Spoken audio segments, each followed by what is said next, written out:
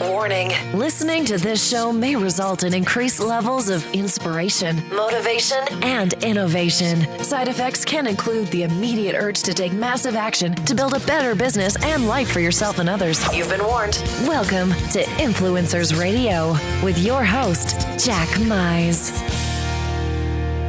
And welcome back to another episode of Influencers Radio.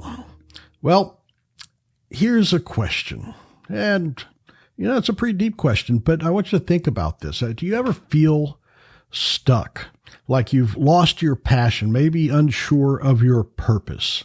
Maybe you've been through a terrible situation. You maybe faced insecurities, rejection, abandonment that caused unhealthy relationships that have detoured your success financially and emotionally. Well, sometimes negative thoughts, negative attachments, and negative behaviors due to past pain and trauma can cause us to feel like we've lost our path in life. And that's what we're going to be talking about today. My guest is Dr. Tanja Hightower.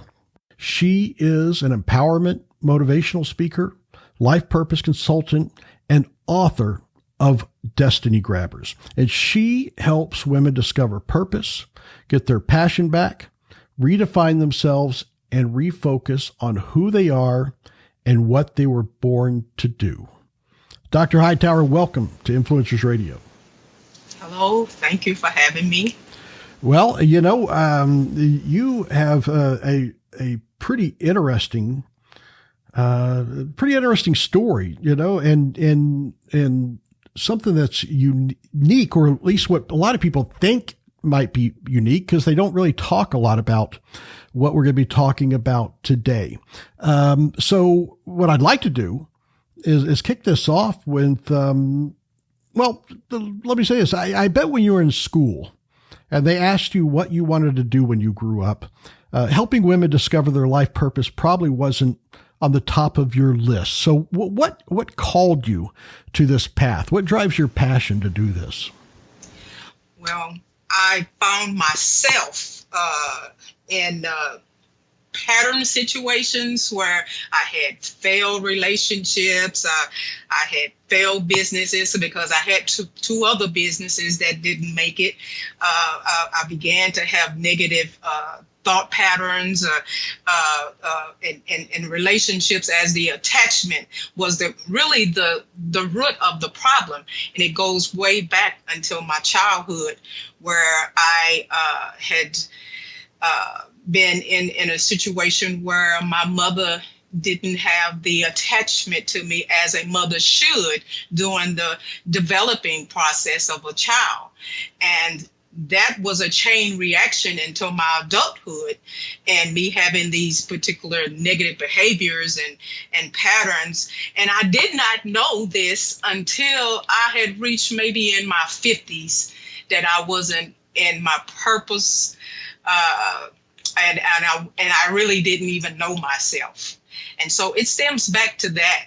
And that is the reason why I find myself wanting to help women, and women wear masks. They don't like to show who they really are, because sometimes they don't even know who they really are.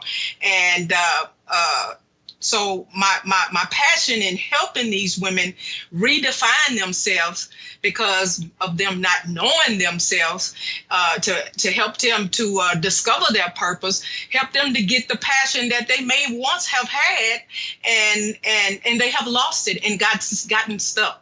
And so this is what drives me, is empowering women to be what they were born to be, to do what they were born to do. And that is what gives me the thrive into helping women. Well, like I said at the top of the show, is, a lot of people think that this is unique to them, or if it's their own problem that other people wouldn't understand. And you've reached thousands of people over the years and the years of public service, 25 years as a leader in ministry. Can you talk a little bit about that and maybe shine a light on, with all the people that you've talked to and you've helped through this, what can you tell people to let them know that they're not alone in the situation and it's not unique to them, and that there is, some light at the end of the tunnel? Well, I can only tell you what has happened to me, and as it relates to my testimony. And again, I'll go back to not having the nurturing and the love that my mother didn't give me. She was a single parent. It was 4 of us, and that was 3 different daddies. But I was the oldest, so it started off with me, and I can remember going to kindergarten. And my mother was dropping me off at kindergarten, and I was crying. And she dropped me off. She turned her back and she walked off.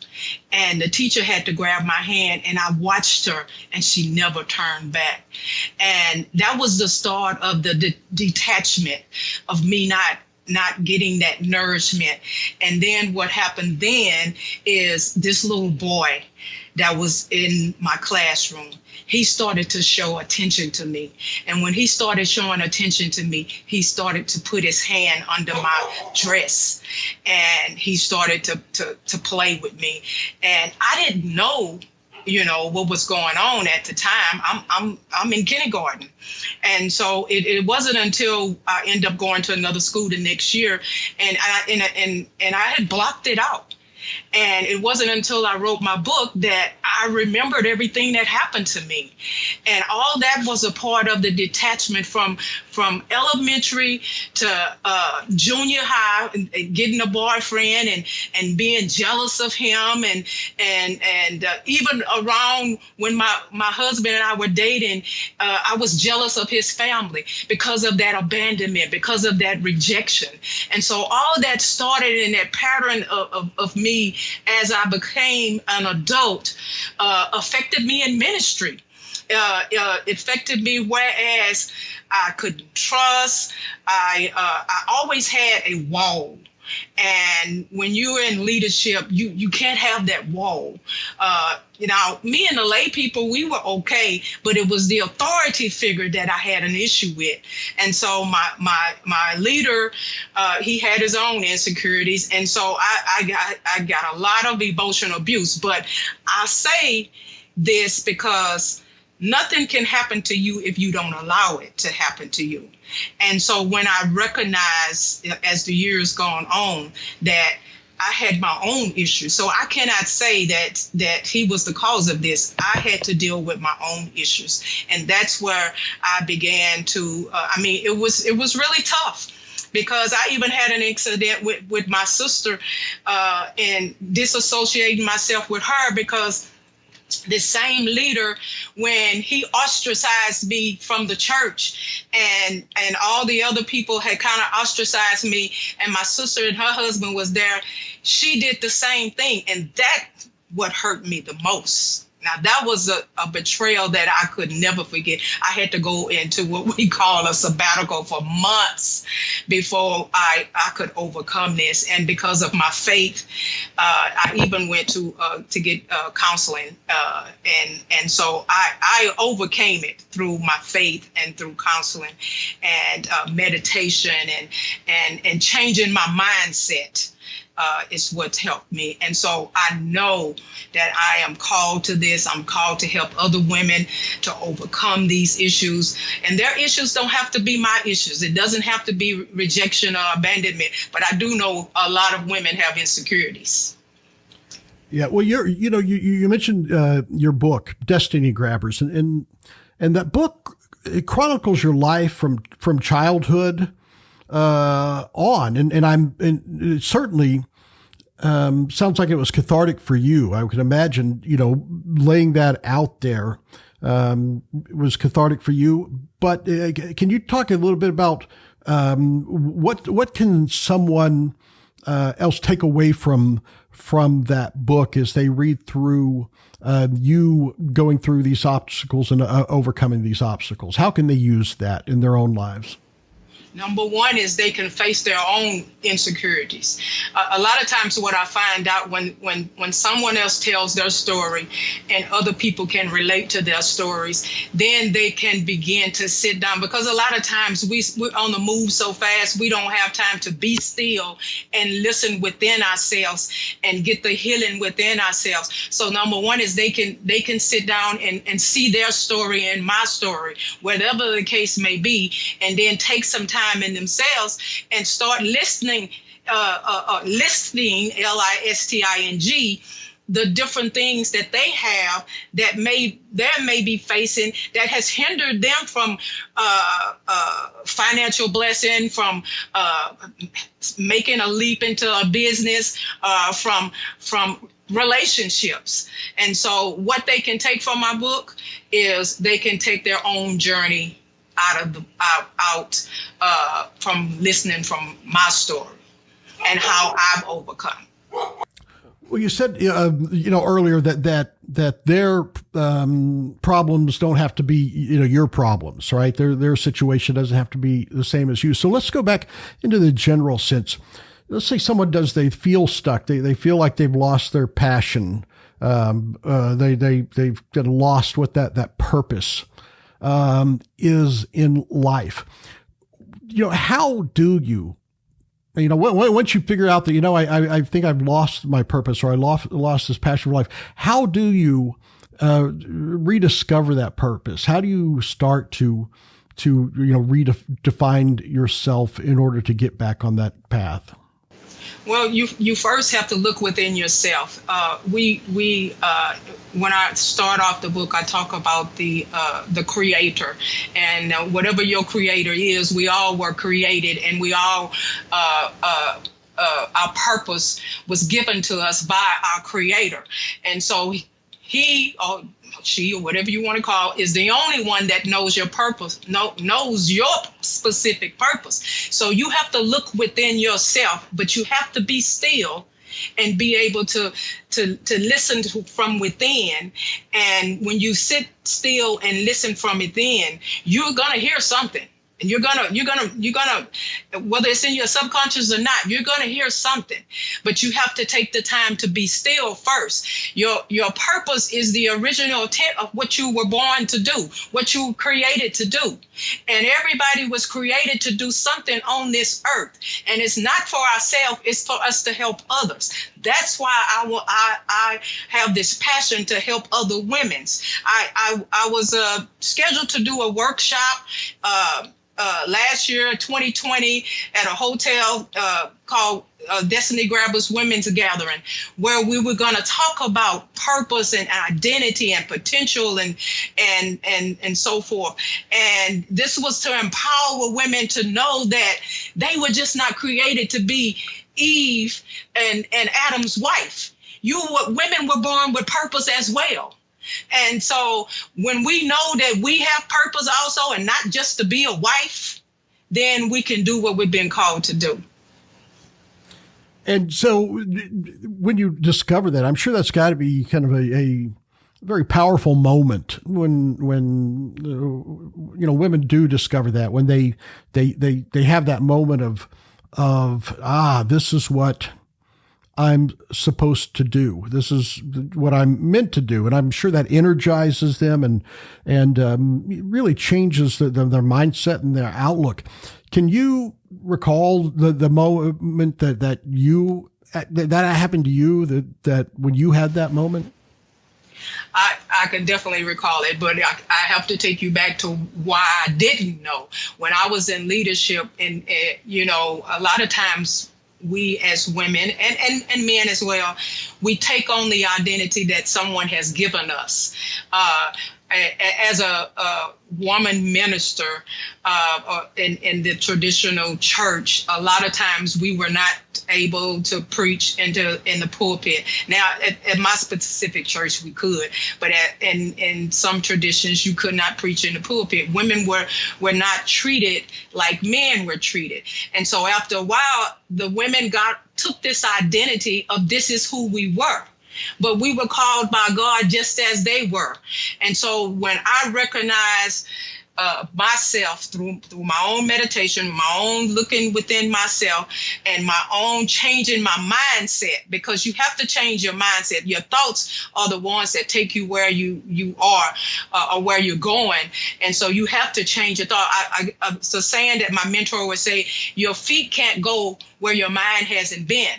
So if your mind is still stuck in that same position, you're going to stay there. So you have to change your mindset. And once I changed my mindset, I began to hear positive affirmations. I began to just search within myself. Then I was able to sit down and say, no, I can't take it. Now, you also have to also be willing to go against the norm.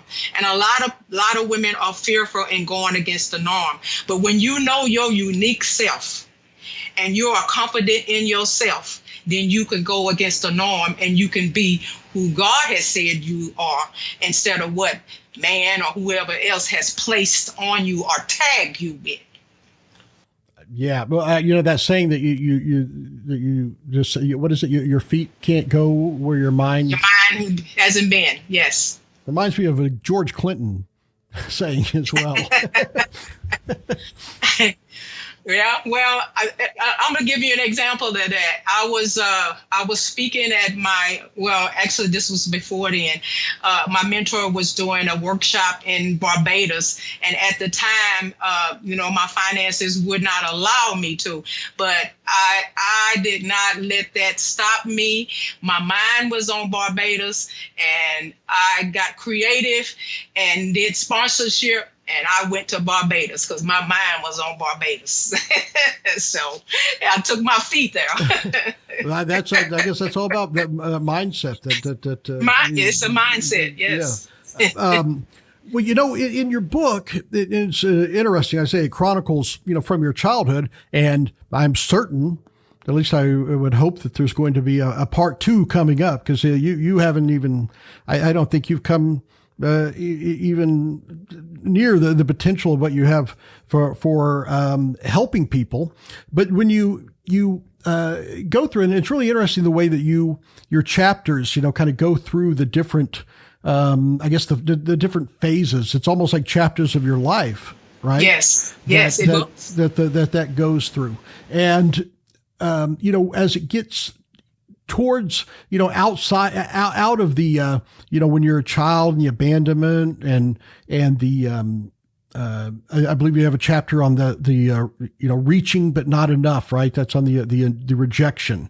But then when I think it's, one of the chapters is about the destiny, right? Snatched out of bondage. Is that time that you're talking about where you start kind of discovering this light? Yes, that was the time. Snatched out of bondage. When you snatched out of bondage, then you know your destiny. You know you have purpose. And then now you have to make the decision of not being fearful to move out of the norm and to move into another level of your life. I've been doing posts on my Facebook about becoming, because a lot of us, we like to say I am, but we're never I am. We're always evolving. So we are becoming. And so I'm still becoming. And when you talked about another book, it took me 15 years to write that book. And you know what? You know why? Because at the time when I wanted to write it 15 years ago, God told me my story wasn't finished. So when you said that, it kind of made me laugh because, my story's still not finished. Yeah, it's only up till now. So, but what I'm really curious about is that next chapter. After that snatched out of bondage, that destiny, then you go to that leading to influence. Can you talk about that? What that meant to you, and what that phase is like? That was the time, I remember exactly. That was the time when I was going through what I was going through with my leader, and I ended up having to leave the church. And at the same time, my brother had passed away, and I was really, really going through. And it wasn't until my mentor, Dr. Cindy Trim, began to take me under her wings, and I sat under her teaching, and she taught a class about maturation. And maturation is Christian maturing, but it's not only maturing spiritually, it's maturing financially, it's maturing emotionally, it's maturing physically.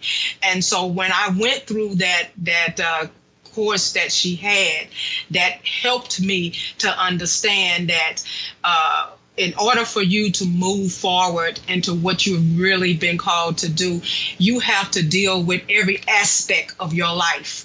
Not just one, not just, I was 100% in the spirituality, but I was lacking in relationship. I was lacking in my finances. I was lacking emotionally.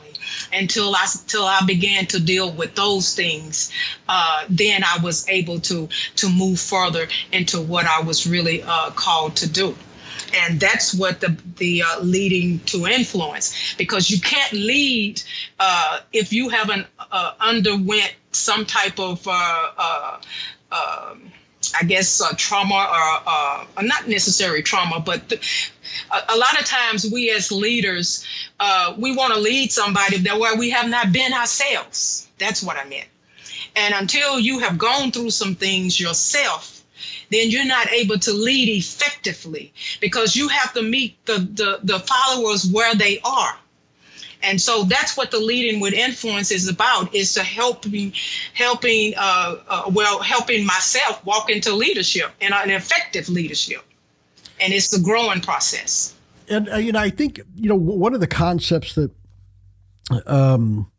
it really permeates what you talk about is that tapping into potential. And and I know that when things like that, those rejection, abandonment, things when people are facing adversity, when they're facing these situations, they can cause a chain reaction that makes them tumble down that darkness, right? Mm-hmm. But it also sounds like chain reaction can occur to lift you up. That when you're get your mindset right. And into positive things, there can also be a chain reaction, right? That all of a sudden the good things can happen to you. And a lot of people don't think about it in that way. Can you talk about how it may not be something that just happens overnight, but how that first step, that first little success can cause that chain reaction to help someone tap into that potential? Yeah, because everything is a process. I even talk about forgiveness as being a process. Everything is a process. But the process doesn't start until, number one, you acknowledge that there is a problem, or you acknowledge there is something. And then once you acknowledge, then you have to take the step in order to either go further in the positive way, or to go further in letting the negative stuff go. So you have to acknowledge it first. You have to take a step. You have to take the action steps. And in taking the action steps could be changing your environment. I talk a lot about changing your environment, because a lot of the people that I used to be around, I'm no longer, they still are a part of my life, but they're at another season of my life, because my season has changed in the people that I'm surrounding myself with. So you have to surround yourself with positive people. A lot of times you really need to surround yourself with the people that you want to emulate. And those are the people who have been where you're going. And so that's one of the other things that you need to do as well in taking the positive step, acknowledging it, taking the action step, getting in the right environment, the right atmosphere. And then once you get in the right atmosphere, you have to also have what I call the humility, because you have not arrived yet. You're still learning. And when you sit and what we call in the spiritual aspect, you're sitting at the feet of Jesus. And so you're pretty much sitting at the feet of a mentor or a coach or whatever, who has been where you're trying to go. Well, I think that's the one thing that you do so well. You've been there. You've been through the darkness. You've almost created a map to the light. Yes. For a lot of women. And I know you talked before about workshop, and I know this COVID pandemic has changed a lot of people's plans. Yes. So what are some of the different ways that if a woman finds themselves in this situation, or they feel that lost, they've lost that way, what are some of the different ways that they can work with you? Is it something you do one-on-one or group in a group setting? Well, I have a Facebook community called Destiny Grabbers Women's Gathering. They can connect with me on my in my community on Facebook, Destiny Grabbers Women Gathering. Also on my website, you could go and check out my website, www.tphightowering.com. I'm on Twitter, Tanja Hightower. Link it, Dr. Hightower, and Instagram as well. And YouTube. I have a lot of my teaching on YouTube, and that would be at Dr. Tanya Hightower. Well, I do a lot of early morning women's empowerment. And so I'll do videos on empowering women daily. If not videos, I do posts, and I'll be coming up with some master classes and where they can also be a part of. But the most important is, if you want to get these early morning women's empowerment, connect with me on my Facebook community, Destiny Grabbers Women Gathering. All right, fantastic. Well, we'll definitely put those links on the show post. And I have to ask for your book, right? What Destiny Grabbers? People that you get that on Amazon. What are some ways that people can check that out? They can go to my website, and I have a link from Amazon, and I have a link from Barnes and Noble, and they can get them from there. Or they, I have some too, but you just reach out to me on my email. But the best way to get it is on Amazon and Barnes and Noble through my website. I have a section on my website specifically for my book. All right. Well, fantastic. Dr. Hightower, I got to thank you for coming on and sharing sharing not only your story, but also, giving some hope and showing that there is a light at the end of the tunnel, that things can turn around with the right guidance. So thank you so much for coming on today. Thank you for having me. All right, folks, there you have it. Definitely check out Dr. Tanja Hightower, TPHIGHTOWERINT.com. Again, we'll have the links on the show post, along with how you can connect with her on social media. Until next time on Influencers Radio, remember, you are the only real game changer. You've been listening to Influencers Radio. To get all past shows and updates on future shows, visit influencersradio.com today.